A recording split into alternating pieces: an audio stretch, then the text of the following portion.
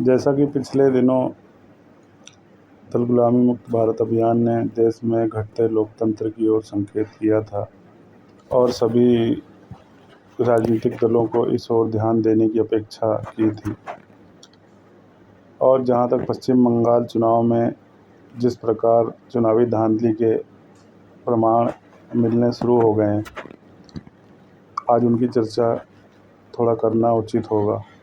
जैसे कि आज समाचार मिल रहे हैं कि पश्चिम बंगाल में नवगठित सरकार द्वारा किस प्रकार से चुनावी प्रक्रिया में लगे हुए अफसरों को भेंट दिया जाना शुरू हो गया है। और चुनाव पूर्व प्रक्रिया में इन लगे अधिकारियों द्वारा एसआईआर पर आने वाली आपत्ति पर किस प्रकार कार्रवाइयाँ की गई होंगी, यह समझना अब कठिन नहीं है। राजनीति और चुनाव प्रक्रियाओं का ऐसा गठजोड़ निश्चय ही लोकतंत्र को समापन की तरफ ले जाएगा,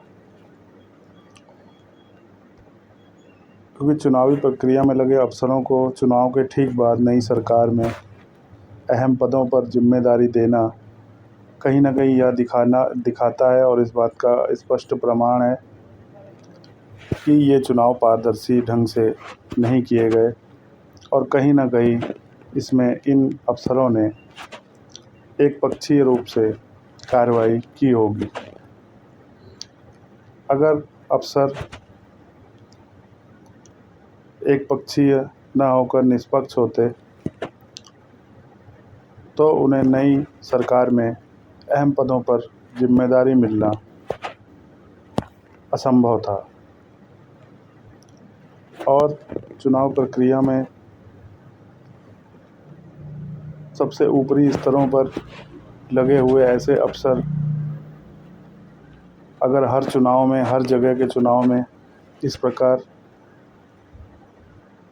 कार्य करेंगे तो देश में निष्पक्ष चुनाव होना लगभग असंभव होता जाएगा। और क्योंकि यह समाचार अखबारों में छप रहा है, तो ऐसी भी संभावनाएं बनेंगी कि इसका अनुसरण आने वाले विधानसभा चुनाव में किया जाए, ताकि चुनाव के पूर्व ही यह तय हो जाए कि कौन सा अफसर सत्तारूढ़ दल के लिए कितने अच्छी तरह से कार्य कर सकता है, क्योंकि उसे पता होगा कि चुनाव पूर्व की तैयारियां ही चुनाव में जीत का आधार होती हैं। उसी प्रकार अगर अफसर ही चुनाव प्रक्रिया में लगे अफसर ही किसी दल विशेष से जुड़ाव रखेंगे तो उस दल का सरकार में आना उतना ही तय होगा जितना कि सुबह होने पर सूर्योदय होना। तो इस मामले को छोटा नहीं मानते हुए, क्योंकि यह एक स्पष्ट संकेत है कि पारदर्शी चुनाव केवल एक किताबी बात रह चुकी है और इसका व्यावहारिकता से कोई संबंध अब नहीं रह गया है, क्योंकि स्वार्थ में अंधे हो चुके सभी लोग इसके लिए उत्तरदायी हैं। जहां अफसरों को अपने प्रमोशन की चिंता है, तो राजनेताओं को किसी भी तरह जीत दर्ज करने की चिंता सता रही है। लोकतंत्र की चिंता शायद ही किसी को हो।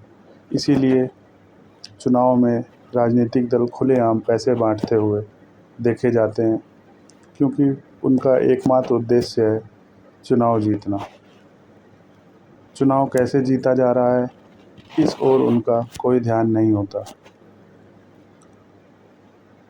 तो यह कहना गलत नहीं होगा कि अब देश में पारदर्शी चुनाव लगभग असंभव होते जा रहे हैं और अगर हमें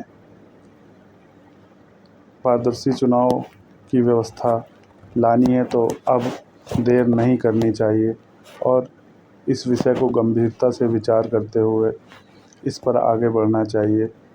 अन्यथा अब अन्य राजनीतिक दलों की सरकारें देश के कुछ गिने चुने राज्यों में ही बची हुई हैं, तो विपक्ष को ऐसा मानना चाहिए कि उसके पास केवल तब तक का समय है जब तक वो कुछ एक राज्यों में अपनी उपस्थिति दर्ज करा रहा है। एक बार हर राज्य से समाप्त होने के बाद उसके पास विरोध का भी समय नहीं रहेगा और ना उसकी बात का कोई अर्थ निकलेगा। इसलिए देर न करते हुए अभी से चुनावी प्रक्रिया को लेकर एक स्पष्ट नीति बनाने की आवश्यकता है। और क्योंकि देश में सभी व्यवस्थाओं का मुख्य आधार राजनीति है और अगर राजनीति भ्रष्ट तरीके से संचालित होगी तो नीचे आने वाली कोई भी व्यवस्था पारदर्शी ढंग से संचालित होगी। ऐसा मानना केवल एक भ्रम और मूर्खता से ज़्यादा कुछ नहीं होगा।